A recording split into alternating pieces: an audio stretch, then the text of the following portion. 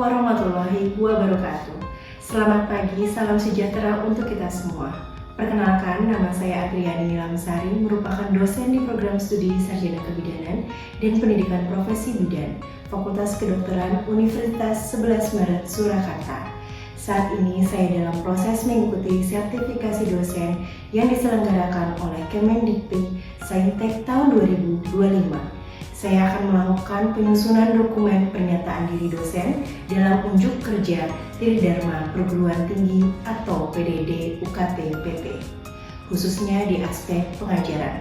Pada kesempatan kali ini, saya akan memaparkan mata kuliah yang saya ampu, yaitu mata kuliah pelayanan kontrasepsi dengan bobot 4 SKS, terdiri dari 2 SKS teori dan 2 SKS praktik. Mata kuliah ini merupakan mata kuliah wajib pada mahasiswa semester 4 di Sarjana Kebidanan. Mata kuliah ini terdiri dari 16 pertemuan. Adapun deskripsi mata kuliah dari pelayanan kontrasepsi, mata kuliah ini dirancang untuk membekali mahasiswa dengan pengetahuan, sikap, dan keterampilan dalam memberikan asuhan kebidanan yang komprehensif dan berbasis bukti pada layanan kontrasepsi. Mahasiswa akan mempelajari berbagai aspek penting dalam pelayanan kontrasepsi, mulai dari urgensi pelayanan sebagai bagian dari upaya kesehatan reproduksi, hingga keterampilan praktis dalam penapisan dan konseling terfokus pada ibu yang membutuhkan layanan keluarga berencana. Pokok bahasan mencakup kebijakan, metode kontrasepsi hormonal dan non-hormonal, kontrasepsi darurat, pasca keguguran, dan pasca salin, serta manajemen pelayanan kontrasepsi yang efektif, beretika, dan berbasis bukti. Capaian pembelajaran pada mata kuliah ini meliputi 1. Mampu mengidentifikasi nilai dan sikap profesional bidan dalam pelayanan kontrasepsi secara tepat. Kedua, mampu menganalisis manajemen pelayanan kontrasepsi berdasarkan evidence-based practice secara kritis. Yang ketiga, mampu melakukan pelayanan kontrasepsi, kontrasepsi darurat, kontrasepsi pasca keguguran, dan pasca salin sesuai kewenangan bidan pada setting laboratorium klinik dengan secara etis dan klinis. Yang keempat, mampu merancang promosi kesehatan, rencana edukasi, dan konseling secara tepat. Adapun bahan kajian pada mata kuliah ini diantaranya biomedik, asuhan kebidanan, dan kebijakan kesehatan. Pada mata kuliah ini ada basis penilaian. Basis penilaian pada mata kuliah ini terdiri dari 5 jenis, yaitu aktivitas partisipatif yang terdiri dari case method dan hasil project. Masing-masing bernilai 25%. Untuk UTS dan UAS masing-masing 20% dan kuis 10%. Penilaian di mata kuliah ini dilakukan secara objektif. Saya akan menggunakan rubrik penilaian dan hasil evaluasi yang akan saya sampaikan kembali kepada mahasiswa sebagai bagian dari proses umpan balik kepada mahasiswa. Adapun beberapa referensi yang dijadikan sebagai rujukan pada mata kuliah ini. Kami juga mengintegrasikan beberapa hasil kegiatan penelitian dan pengabdian masyarakat. Di antaranya, pemanfaatan fasilitas kesehatan dan biaya pengeluaran bagi sektor KB dalam mendapatkan layanan kontrasepsi. Analysis of Socio-Demographic Knowledge, Source of Information, and Health Insurance Ownership on the Behavior of Women of Childbearing Age in Contraception, buku ginekologi, buku endokrinologi kontrasepsi, serta rujukan dari WHO serta Kementerian Kesehatan Republik Indonesia.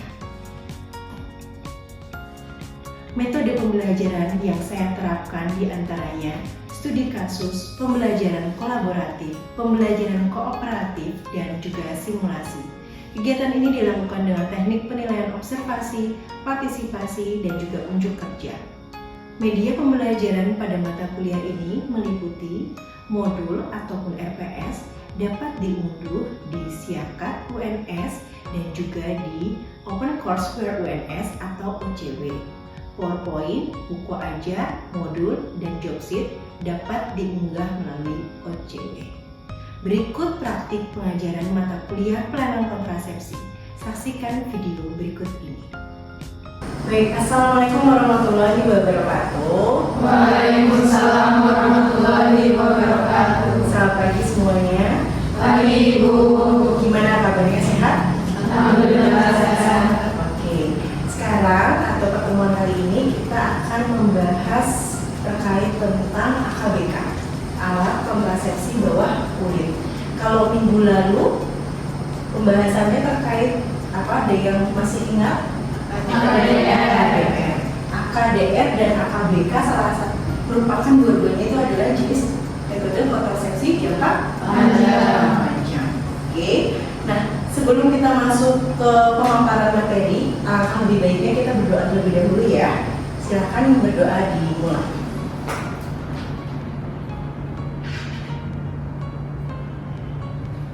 Amin ya rabbal alamin. Semoga ketika mendapatkan materi ini menjadi bermanfaat ya.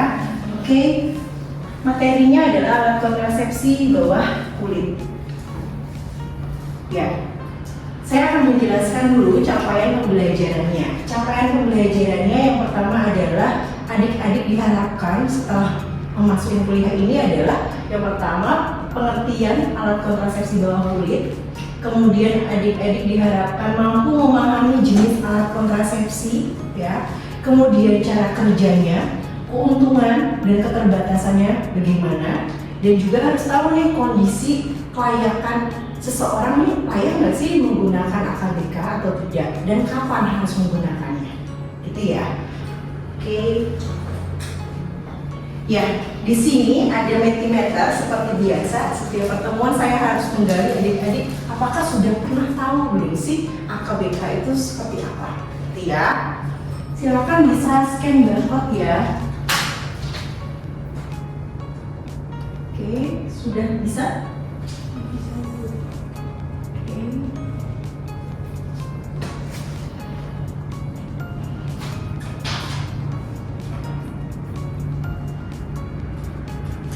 Ya, di sini adik-adik silahkan mengisi apa sih yang kira-kira kalian tahu terkait tentang AKBK. Ada yang kesulitan dalam mengakses? Tidak.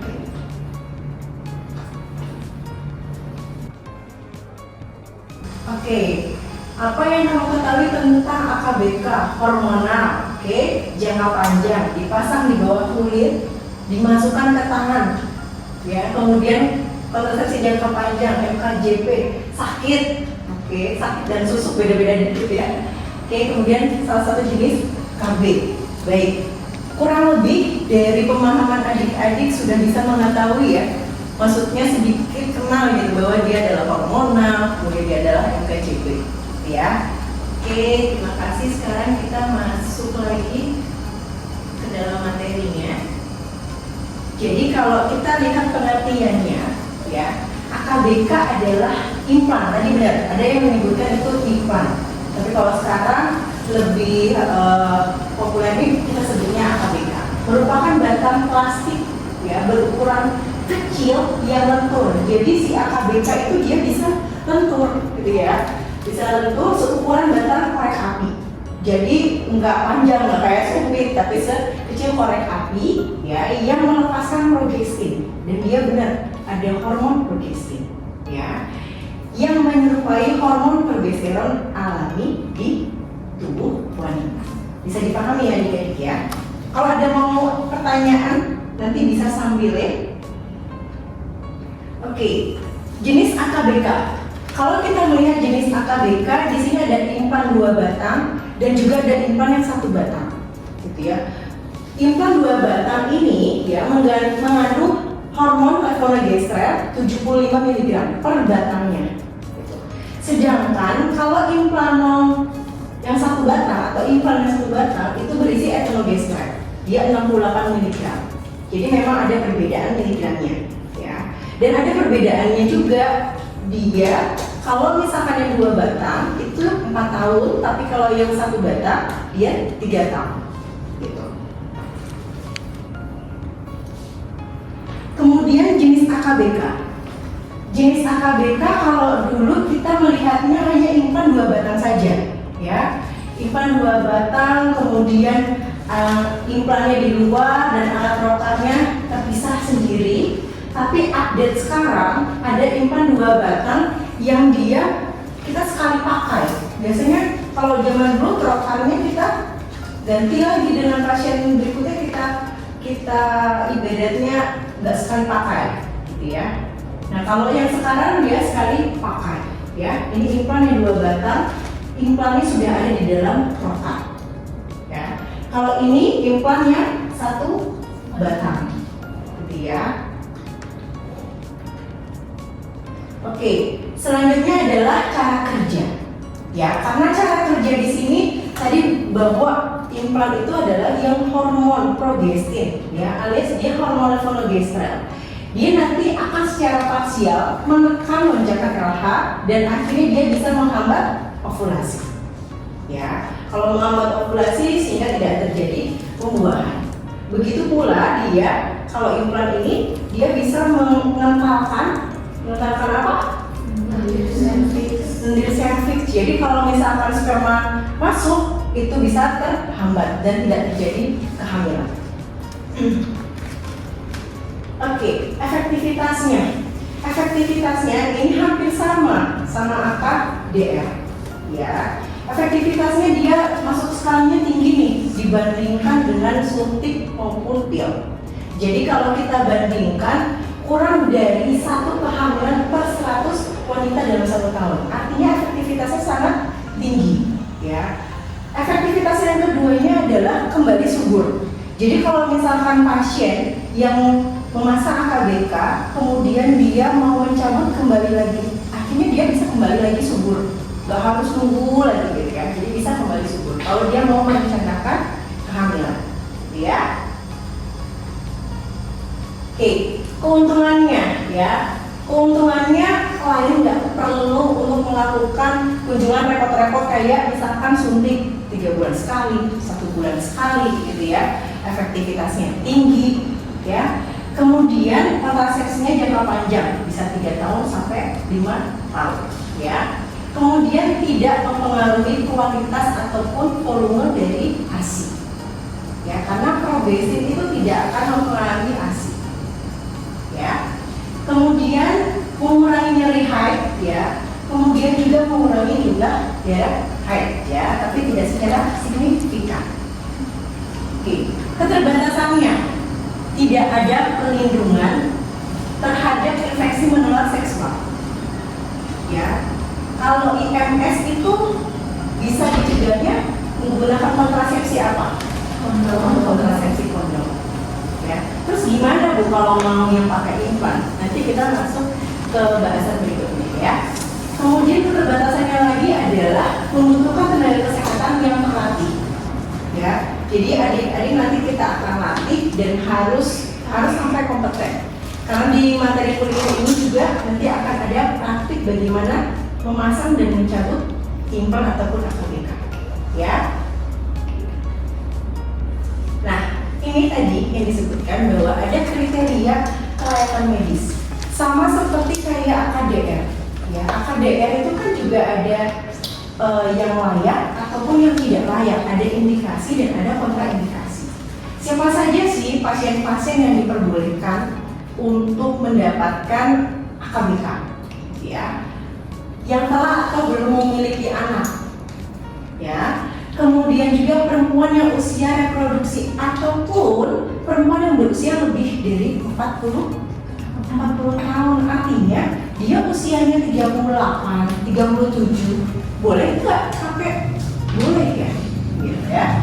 Kemudian merokok, ya. Kemudian dia pasien yang menyusui, misalkan dia lagi menyusui bayinya, eksklusif maupun tidak ASI eksklusif pun bisa. Oke. Kemudian riwayat anemia diperbolehkan. Kemudian pasien dengan HIV itu juga diperbolehkan. Oke. Adik-adik di sini juga harus bisa memahami, gitu ya, karena khawatir ketika pasien datang padahal dia adalah kontraindikasi terhadap AKBK malah dilakukan pemasangan AKBK. Itu malah justru bisa membahayakan ke pasien, ya. Kemudian yang tidak boleh, kalau yang tidak boleh salah satunya adalah sirosis hati, ya. Kemudian menderita kanker payudara lebih dari 5 tahun. Ibu izin bertanya. Iya. Tadi kan Ibu menyebutkan kalau wanita dengan yang menderita HIV itu boleh menggunakan AKBK. Itu kenapa Ibu? Ya, Naomi, ini pertanyaannya bagus sekali ya. Jadi pasien yang HIV itu boleh menggunakan AKBK. Kita lihat lagi nih, AKBK itu tadi hormonnya hormon apa adik-adik? Progestin. Itu adalah hormon yang alami atau yang fisiologis ada di dalam tubuh wanita. Gitu ya. Jadi hormon progestin ini hanya memberikan efek secara lokal saja. Yang tadi dia hanya bantu untuk menekan ovulasi, ya kan? Dan tidak berpengaruh terhadap sistem imun. Jadi pun kalau misalkan pasiennya adalah HIV, dia tidak akan memperparah kondisi HIV-nya.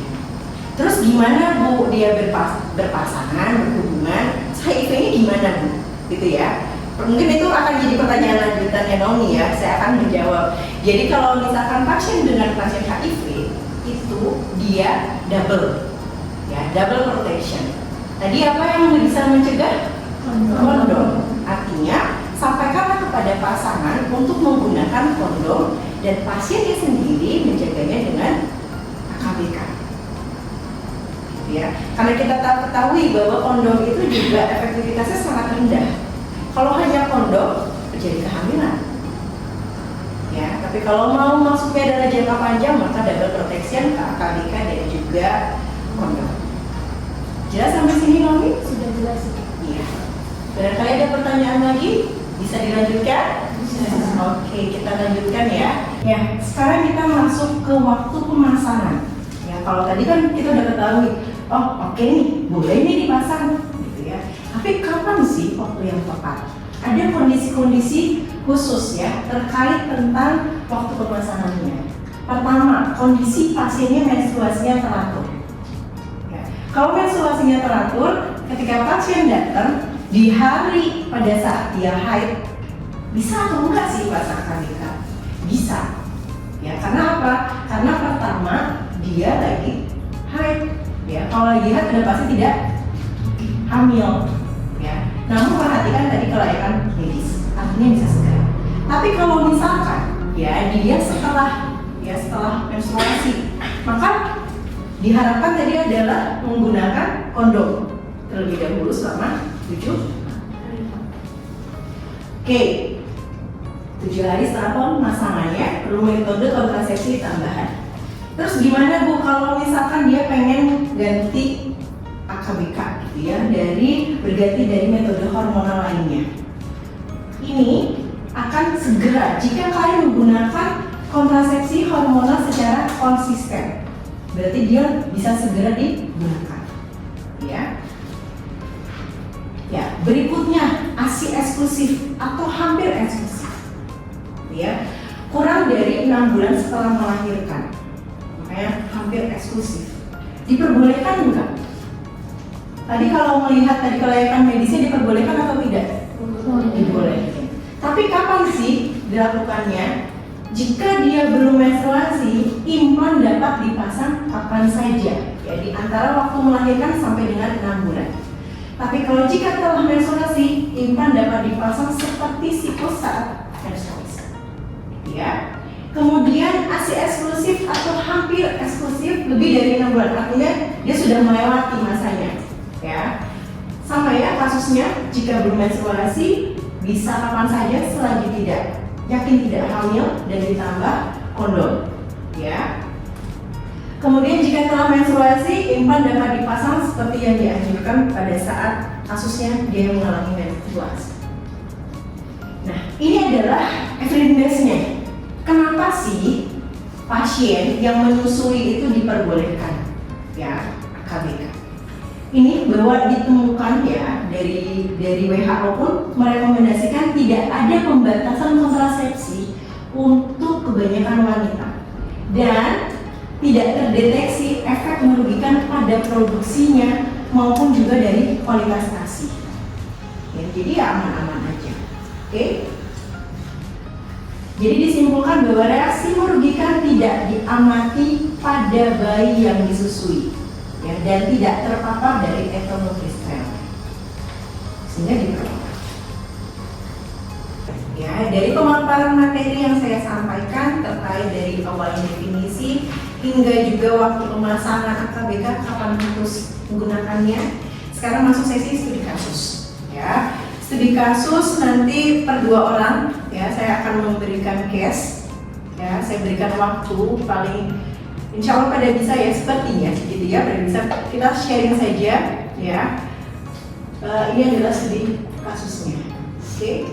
Silahkan didiskusikan terlebih dahulu, boleh saling, ini bertiga, boleh saling agak diskusi.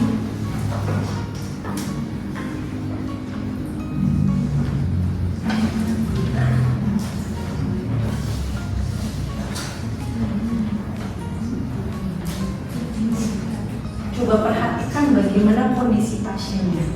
Oke.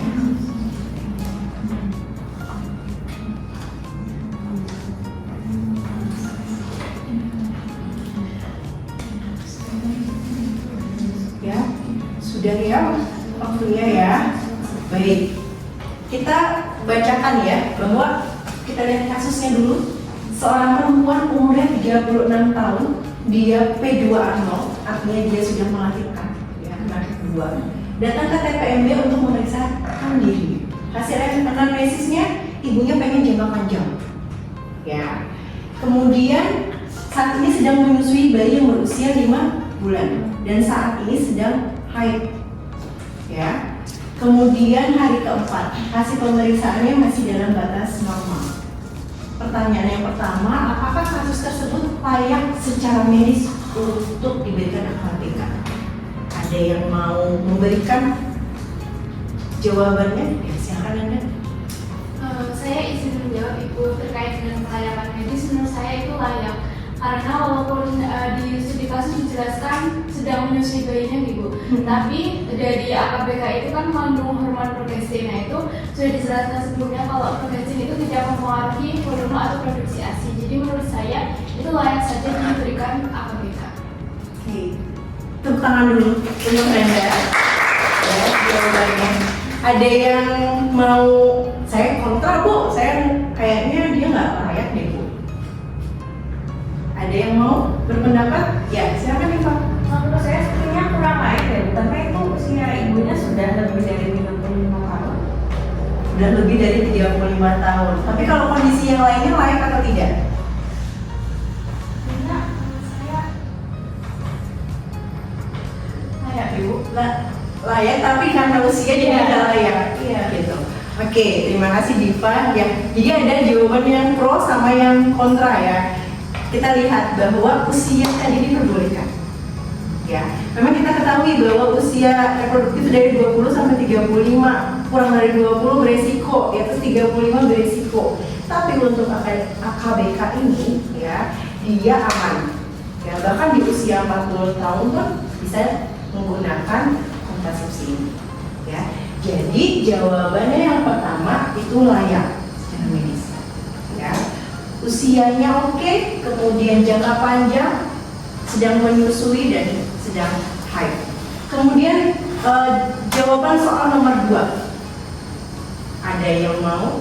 Ya, silakan Kezia. Saya izin menjawab Ibu, karena tadi ibunya sudah dipastikan dia layak untuk menerima konsumsi AKBK, maka untuk waktu pemasangannya karena ibunya sedang haid dan di hari keempat, jadi di bawah 7 hari ibunya bisa dipasang AKBK segera mungkin dan tidak memerlukan kontrasepsi tambahan karena dia sedang masih dalam masa haid, jadi bisa dipastikan dia tidak sedang hamil. Ya. Ada yang setuju? Ada yang tidak setuju? Setuju semua? Setuju. Oke, setuju semua. Terima kasih ya Kezia ya. Jadi benar ya, soal nomor 2 itu jawabannya dia segera bisa diberikan AKBK. Oke? Sampai sini paham adik-adik semua? Oke, sejauh ini saya bisa melihat bahwa adik-adik bisa memahami terkait materi terkait alat kontrasepsi bawah kulit ya. Oke, alat kontrasepsi bawah kulit saya coba menyimpulkan ya. Alat kontrasepsi bawah kulit itu tadi ada disebutnya kita sampaikan adalah implan ya. Jenisnya ada yang satu ya, 1 batang, ada yang dia 2 batang. Kemudian efektifnya bisa sampai 3 tahun ataupun dia 4 tabung. Ya. Kemudian cara kerjanya dia menekan ovulasi, ya. Kemudian juga kelayakan medisnya, bagaimana dia bisa menyesuaikan, ya, dengan pasien-pasien yang HIV, yang anemia, yang dia yang merokok, ya, dan kondisi yang lainnya, ya. Dari studi kasus, ya, sudah berdiskusi kita, ya. Dari diskusi ini dapat disimpulkan bahwa adik-adik bisa kurang lebih memahami terkait tentang AKBK. Bagaimana kelayakan medisnya, bagaimana kondisi-kondisi yang diperbolehkan ataupun tidak, gitu ya. Untuk adik-adik lebih bisa belajar lagi, ini ada referensi yang saya anjurkan, ya. Silakan adik-adik bisa belajar, ya. Belajar mandiri ataupun mungkin ada di luar yang adik-adik sulit dipahami, silakan bisa diskusi juga dengan saya, ya. Pertemuan hari ini kita cukupkan. Untuk minggu depan kita akan masuk ke materi kontrasepsi pasca salin, ya. 2 hari lagi itu untuk kita melakukan skill lab pemasangan AKBK. Jadi mohon belajar job sheet-nya juga, ya. Terima kasih. Wabillahi taufiq wal hidayah. Wassalamualaikum warahmatullahi wabarakatuh. Waalaikumsalam warahmatullahi wabarakatuh. Universitas 11 Maret, bercita-cita luhur membangun negara.